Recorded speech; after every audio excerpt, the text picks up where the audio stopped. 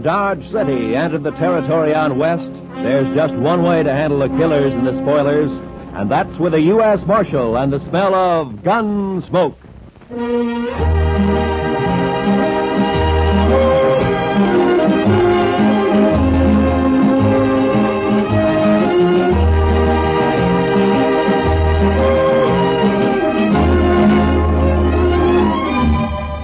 Gunsmoke, starring William Conrad. The story of the violence that moved west with young America. The story of a man who moved with it. Matt Dillon, United States Marshal.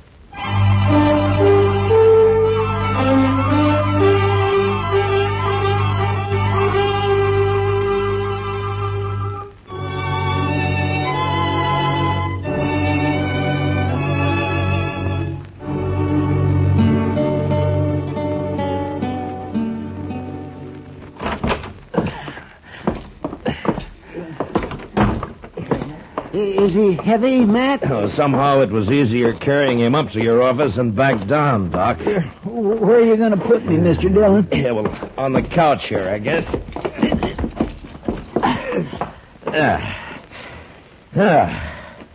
You be all right there, Chester? Oh, yes, sir. This'll be fine. Good. I'm sure sorry I'm so much trouble. Chester, next time, try to land on just one foot. Even if you break a leg. I know. A man's in a terrible fix when he sprains both ankles. He sure is, Doc. I don't know what I'm going to do. I know what you're going to do. You're going to stay right there on that couch, and you're going to sleep there, too. Maybe Doc and I'll bring you in something to eat every day or two. Oh, no. It's better than you deserve. I know.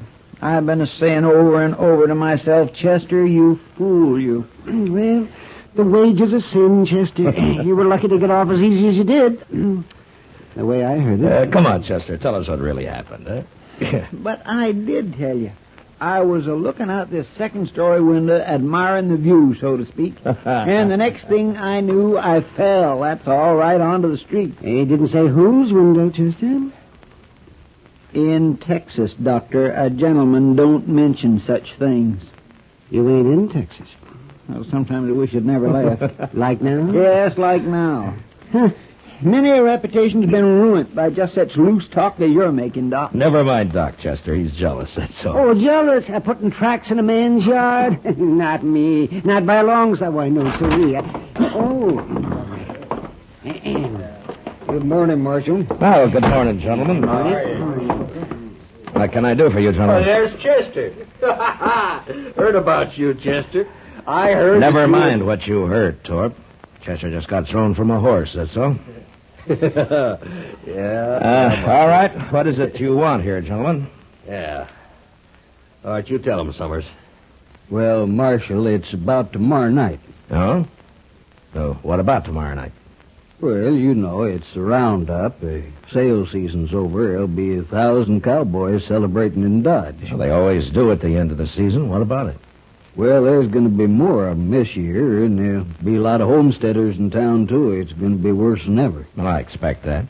There could be a lot of trouble, Marshal. Yeah, there could be, Summers. Just what is it you want?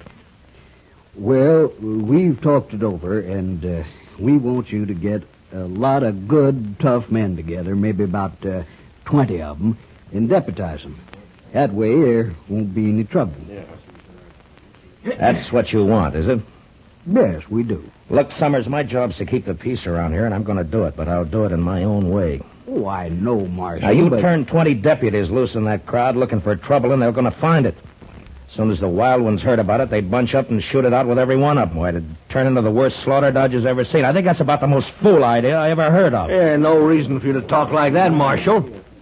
I think it's a good idea. I sure don't want my place wrecked just 'cause you're mule-headed. You're a gambler, Torp. So you can take your chances along with everybody else. Now, if you don't want that, then close your place up tomorrow night. lose all that Texas money? That's not likely. Now, we're not all gamblers, Marshal. They can wreck my dry goods store just as fast as a gambling house once they get started. And it's up to you. That's right. It is up to me. And we're going to leave it that way. Then you won't do anything. I'll do everything I can. I don't know, Marshal. Look, Summers, I know you've got your doubts about me. That's natural. Some people think I'm too lax with Front Street. Some think I'm too severe. But that's the way of it in any town. If a peace officer does his job well, he pleases nobody. Marshal, we didn't come here for a lecture. What did you come for, Torp? Maybe you had in mind to help me pick out those deputies. Is that it? A matter of fact, I could, Marshal. Yeah, sure. In a couple of hours, yours would be the only tables open for play. No, that's not what It's been done before, Torp. Is that too, Torp? We're not going to take his word for anything, are you? I don't know. But anyway, he won't listen to us, so it's his responsibility. Come on, men, let's get out of here. I hope you can handle it, Marshal.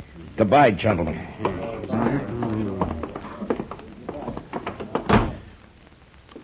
That Torp is no good. He is just plain no good, Mr. Dillon. Well, I know one man that got skinned at his place, and Torp gave him back $20 so as he wouldn't be broke. Yeah? Just how much did this man lose, Doc? Oh, $500-600, they said. Then he... yeah, I see what you mean, man. I'm sure not going to be much good to you tomorrow night, Mr. Dillon. No, you can watch the jail right here, Chester. I know, but you just got to get somebody to help you out on the street. At least one man, anyway. You can't be everywhere at once. Yeah, by tomorrow night, Dodge will be overrun with trail boys and homesteaders, all looking for satisfaction. No, I wouldn't ask any man to face that. I know a few fellows who'd do it, and so do you, Mr. Dillon. Yeah, maybe. But I wouldn't ask anybody.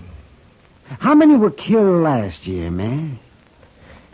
I don't remember, Doc. Well, I do. 6, that's what. We buried them all in the saddle blankets. All except one. I remember he didn't even own a blanket. Well, then he was sure out of luck all the way around, wasn't he? Come on, Doc. Let's go get some dinner. Huh? All right. We'll bring you a piece of bread, Chester. Maybe. I want a steak. Rare. How come you're so hungry, Chester? Were you in such a hurry to get over there last night you didn't take time for supper? Mr. Dillon, I will answer no more questions about last night, and that is final. Well, we'll bring you something. Yeah, I don't know if we should, though, Matt. A man can think about his sins better on an empty stomach. Close the door, will you?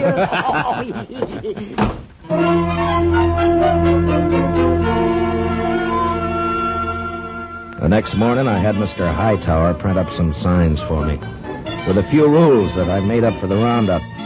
They were fair and reasonable, and I hoped they'd be accepted without question. The principal restrictions were that there was to be no shooting and no reckless riding in the streets. That afternoon, I went from saloon to saloon and left a sign at each one. The Texas Trail was my last stop, and there I sat down with Kitty for a short beer. Town's beginning to fill up, Matt. Yeah, it'll be swamped to the dashboard by dark. You, expect trouble tonight? I always expect trouble, Kitty. Yeah, I know. Matt, I heard something. Yeah? I heard Torp and a few of his men cut cards last night. So? I don't know who it came out for, but Low Man is supposed to kill you. Oh. When? Tonight, I suppose. Why's Torp after you, Matt? Torp says he wants an open town, Kitty. But what he's really after is somebody who'll close down every game but his. Who's this, Matt? What? Rough-looking traveler headed this way. Well, I'll be. Why, it's Zell Matlock. Matt, Zell! you old badger. How are you? Zell, it's been a long time. Hey, a long time. Here, man. come on over here. Sit down. Sure. I'd like for you to meet Kitty. Kitty, this is Zell Matlock. This is Kitty. Glad to know you, man. Just rode into Dodge an hour ago. It's your first time in it, Zell. Hey, would you like a beer? Huh? Don't mind. Good. I aimed to get drunk tonight, but before I got started, I thought I'd look up their peace officer and shoot him. I'd be sure to tangle with him before the night's out. I always figure it's safer to do it sober. So He half means that, Kitty. So I asked around and found out the man's name is Matt Dillon, United States Marshal. I've seen it all now. Well, I hope you're not disappointed. I'll tell you, Miss Kitty, I knew Matt Dillon before he got civilized. Why, we had to tie his leg up to give him a haircut when he came to town. Don't you believe a word that he says, kid. Yeah, the wilder the colt, the better the horse, Matt. Mm-hmm. But you was all right. The only trouble with you was that fool honest streak you always had. Are you rich now, Zell? Nah, nobody's rich on the Mexican border. Land of sunshine and pinto beans. I hired out to a general over in Chihuahua 3 years ago. I lost 20 pounds and was lucky to get back at all. Well, haven't you learned to stay out of Mexico yet? No, I met the man he wanted me to shoot and turned out to be a better fellow than the general. So I told him I'd been hired to kill him and then rode for the border. The general lost 3 soldiers who tried to stop me from swimming the Rio Bravo. You must be pretty handy with a gun, Zell. Just fair, ma'am. But when I take my gun out, I go right ahead and use it. Some people stop and think for half a second. There's a roundup in Dodge tonight. Matt's handling it alone. Kitty, what the... Yeah, no, hold it, man. I heard about it. I heard all about it, and that's why I'm here. To say hello and sign on for a night's pleasure. Give me a star, Matt. I've killed on the side of the law before. I don't believe that, and anyway, I don't want any killings here. No, I was joshing you, Matt. I know what you want. It's true. I was sheriff in Tascosa for 6 months. You what? Yeah, it's in the record. Well, they caught up with me there, but I'd already done such a good job taming the place that the governor pardoned me. I won't kill anybody tonight that don't need killing. All right. I believe you so. But I won't ask any man to come in when it's as rough as this roundup may be. Well, you didn't ask me. Any other objection? Well, the men don't know you around here, so no telling how they'd take to a stranger. First night I ran Tascosa, nobody knew me either. I'm not green at this business. Yeah, but Matt. it's my job. Why should you get mixed up in it? Well, I also heard somebody's planning a party for you tonight. Oh, you did, huh? I've owed you something for a long time, Matt. Oh, that's got nothing to do with it. It has. You got no right not letting me pay it back a little. Now, there's a chance to. Yeah, you're just as crazy as you ever were. That's better. Well, come on, let's go find me a badge before it gets dark. Sure nice to have met you, Miss Kitty. Well, good luck, Zell. I'll see you later, Matt. Yeah, sure. So long, Kitty.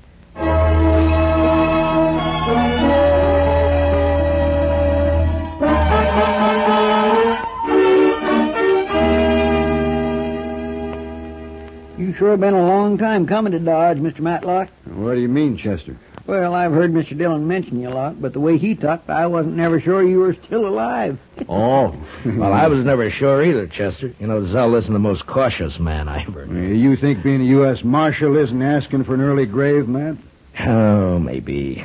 But at least it's a way to do some good before you die. Whether folks think so or not. No, men like Torp, that's all. Oh, no, Chester. Even good men have got a strange twist that makes them suspect any man paid to handle the bad element. Hey, you just can't help thinking that some of its dirt is rubbed off on him. And I never thought about that before, Matt. Sure how it was in Tascosa. They wanted me there all right, but they wanted me to keep my distance, too. It makes a man kind of lonely. Yeah. They just don't know what's good for him, that's all. Instead of a real lawman, they'd rather hire some killer with a lot of notches carved on his gun. Well, there are plenty of them around. You sure are bragging kind. I never did like a man who has to notch his gun to keep his courage up. Yeah.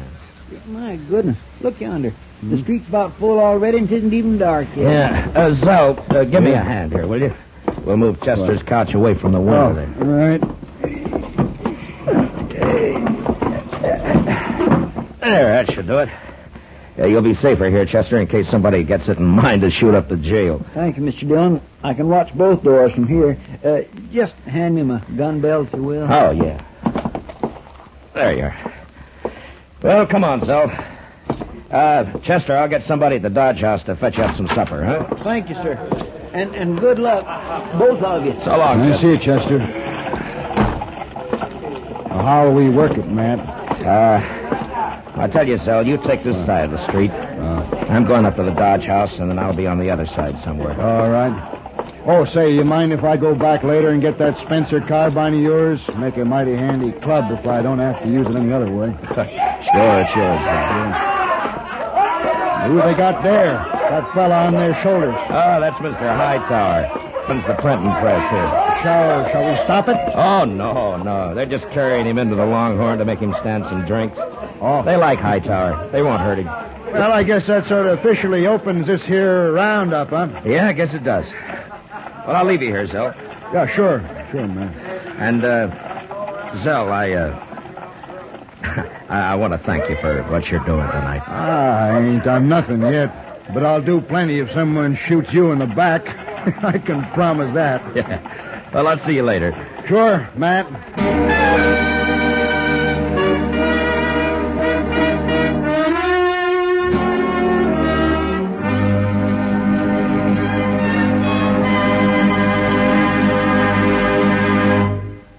We will return for the second act of Gunsmoke in just a moment. But first, Sunday nights, you are cordially invited to Escape via CBS Radio. Yes, every weekend for drama that will take you right out of this world. Listen for Escape at the Star's address. Also, tomorrow evening, CBS Radio brings you Lionel Barrymore on your Sunday night playhouse. Now for the second act of Gunsmoke.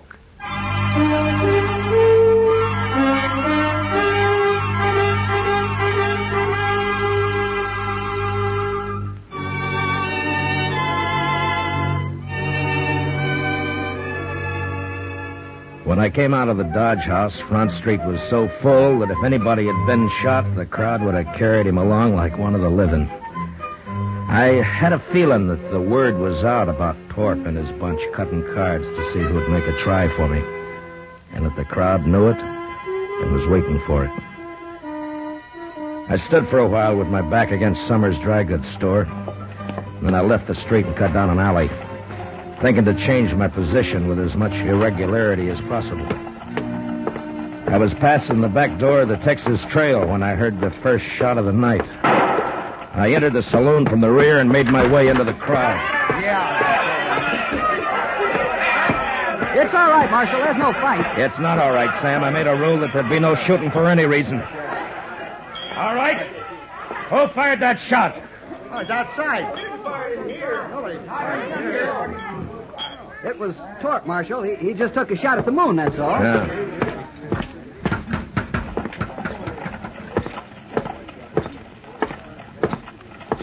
All right, Torp. Put the gun away and come over here. I'm bothering nobody, Marshal, excepting maybe you. Stand back, everybody. I said that's enough, Torp. No, it ain't, Dillon. This time I got the jump on you. You ain't pushing me no more.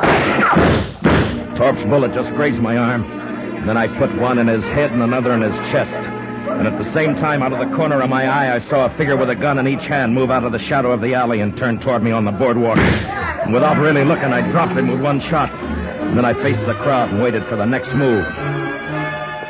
But for some reason, none came. Marshal? Yes, Summers. That man you just shot, Marshal. Torp got what he deserved. Yes, I know. It's the other one that So did he. Marshal, you'd better go take a look at that man. He's dying. Who is he? I don't know him, Marshal, but you do. What? He's wearing a star. No.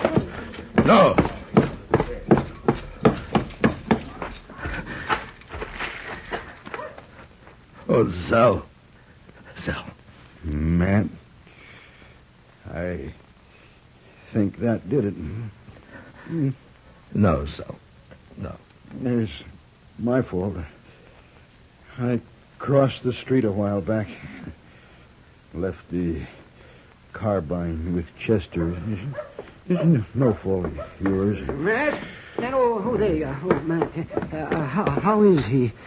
Oh, goodness. No use, Doc. Thanks. Zell, I Now, didn't... listen. Listen to me, Matt. You did right. The only thing you could do. It was my fault. I shouldn't have crossed over and come up behind you. Anyway, Matt, I ain't been living on my own time ever since that day you pulled me out of the mob in Alamogordo. I never thanked you for that. Guess I never will. Now, Matt, so long.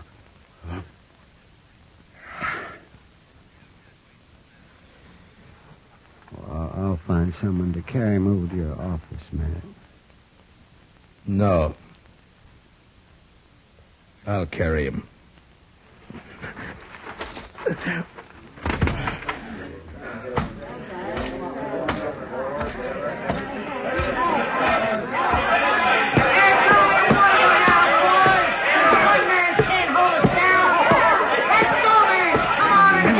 Never mind them, Matt. They're just windbags.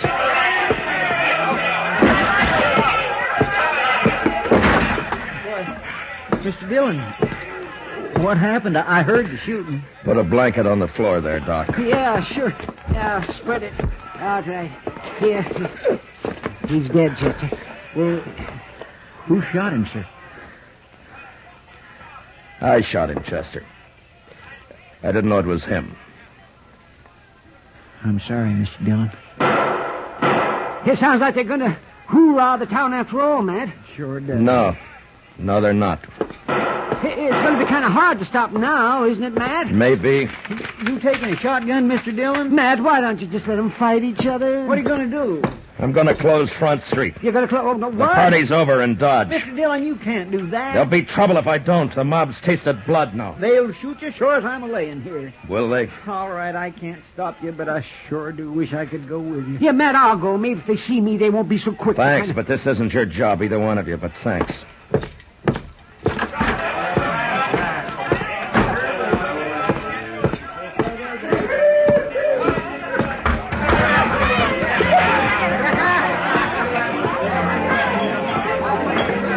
Sam. Yeah, Marshal? Close up and turn out your lights. What? You heard me! Now listen to me! Front Street's closed. Now get out of here and go home, all of you.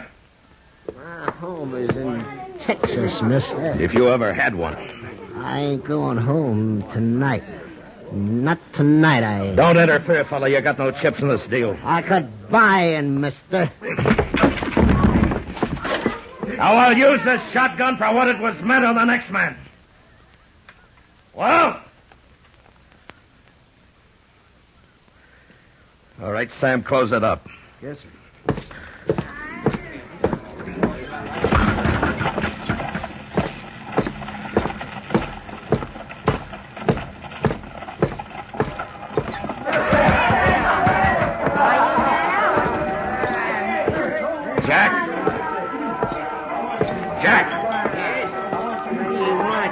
The street's closed. Put out your lights. Huh? You heard me. Lock the place up. No, we ain't going to do it. Now, don't tell me what you're going to do. All right, boys. We're closing up.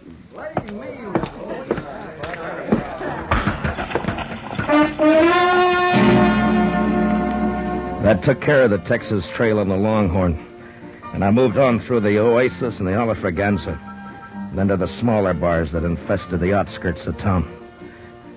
When I came back up Front Street, the crowd had thinned, its fever broken. I'd left Torp's place for the last, thinking to give his men a chance to get out of town before they faced me. It was a gambling hall on the same side of the street as the jail. And when I reached it and entered, there weren't more than a dozen men there. And most of them stepped quietly past me out into the street. What was left didn't seem to count for much. Looking for somebody, Marshal? You a friend of Torp's? Yes, I was. Why? Who else here worked for Torp? Everyone's gone, Marshal. They heard you were all riled up and they left. Then you're alone. And still in bad company. I wouldn't ordinarily take that. Well, go ahead, mister. You're calling it. No. Not now. What's stopping you? Oh, if it's the shotgun. Now, does that make it easier for you? I haven't been looking for you, Marshal. You were in on the cut, weren't you? Torp's dead, Marshal. Isn't that enough? Torp! Mister, one of the best men I ever knew died tonight. And I killed him. I'm not a gunman, Marshal. You wouldn't be proud killing me. What does a man like you know about pride? Now, you get out of Dodge, and you get out fast. But I don't... You want to die in this place right now? No. No, I'm leaving. All right, hurry.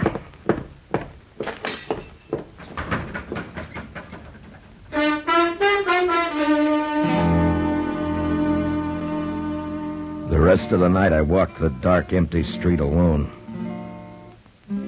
And just before dawn, I got a spring wagon and loaded Zell onto it. A couple of hours later, I buried him out by the Arkansas in a little grove of cottonwoods. Maybe I should have put a marker on his grave, but I didn't. What I did instead, I did partly out of scorn for the kind of men Zell said have to notch their guns to keep their courage up.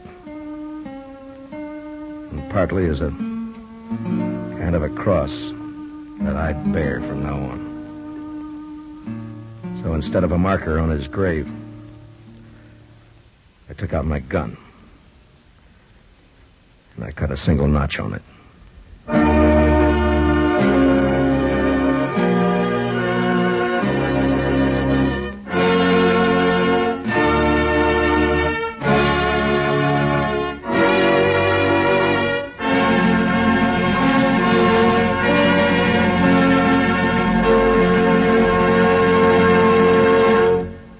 Gunsmoke, under the direction of Norman MacDonald, stars William Conrad as Matt Dillon, U.S. Marshal. Tonight's story was specially written for Gunsmoke by John Meston, with music composed and conducted by Rex Corey.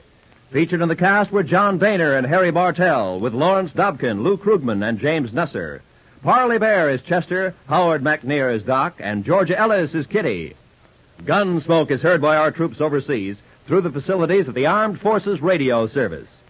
Join us again next week as Matt Dillon, U.S. Marshal, fights to bring law and order out of the wild violence of the West in Gunsmoke. Listen to CBS Radio for Spring Byington as December Bride. And say, after you hear December Bride tomorrow night, listen for the important announcement about its new night and time on CBS Radio. This is Roy Rowan speaking. And remember, Amos and Andy are here every Sunday on the CBS Radio Network.